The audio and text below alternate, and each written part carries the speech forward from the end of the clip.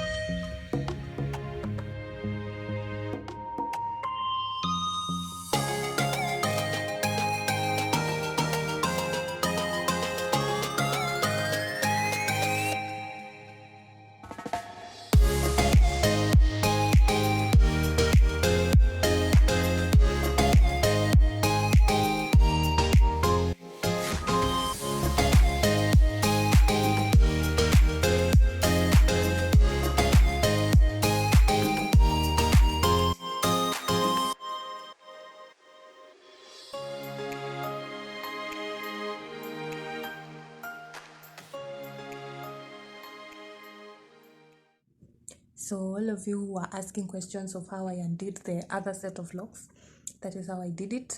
This is the hair that I still have for that one lock. This is how long it is there. And this is the amount of hair I lost for one lock. And lint locks ni mama yao wa lints. So let me try and explain why I have this much of hair lost.